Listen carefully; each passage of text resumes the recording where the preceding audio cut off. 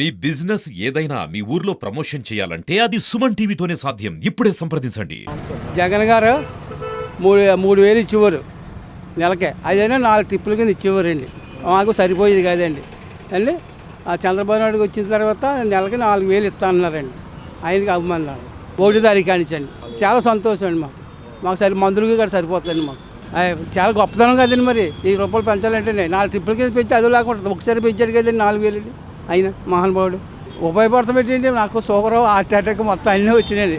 తొంటలు వేసారండి. మందులు సరిపోతాయి సార్. నాకు అది ఉంటే చాలండి. అదండి నేను అది మహానుభావుడు. ఆ మందులకి ఇస్తే చాలు నాకు పెట్టండి బాబు. అది నాకు 2 తొంటలు అడ్డాయండి. నాకు ఇంతకుముందు దివ్యాంగుల పెన్షన్ 4,000 వచ్చేది.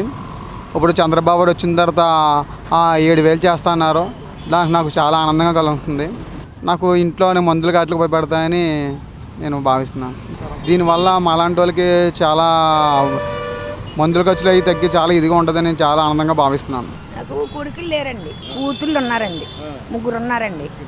ఎవరి కాపురాలు చేసుకుని నాకు అల్లుళ్ళు మంచివాళ్ళు కాదండి, ఎవరో చూడండి. నా బతుకు నేనే బతుకుతున్నాను.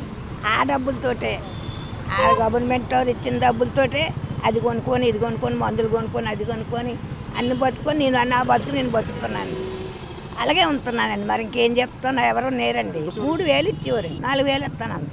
మందులకి తిన్నందుకు టీకి వాటికి ఇటుకిందండి. ఎవరిని పడితే అని చేస్తామండి. ఎవరికి చేజాపలేదు. ఇప్పుడు వచ్చి ఎవరికి చేజాపలేదండి. ఎవరికాడ నేనండి, ఎవరు నాకు పెట్టలేదండి. ఆడ గవర్నమెంట్ ఆడే పెంచుతున్నాడండి. అంతేనండి. మరి జగన్ అండి 2,000 5,000 500 ఇచ్చేవాడు. ఎటు శాలీ కాదండి. మరి మందులకి వాటికి ఇంట్లో ఖర్చుకి ఇంక మా ముసలోళ్ళమండి ఏమి తింటాకి ఏమీ లేవండి. అప్పుడు 2,000 అప్పుడు 3,000 ఇలాగ ఇచ్చినారండి.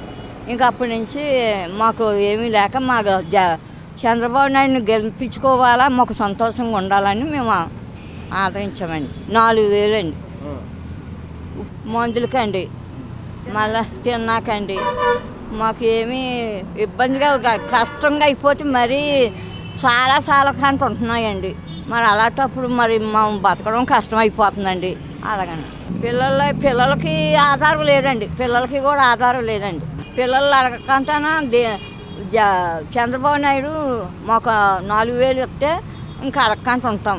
పాత 2 నెలలు కలిపి మళ్ళీ 7,000 ఇస్తే అప్పుడప్పుడు అప్పులు చేసుకున్నది తీర్చుకుంటాం. చంద్రబాబు నాయుడు రావడమే మాకు ఎంతో సంతోషం, ఆనందం. బాబుగారు ఓడిపోకముందే 3,000 చేసి ఓడిపోయారండి.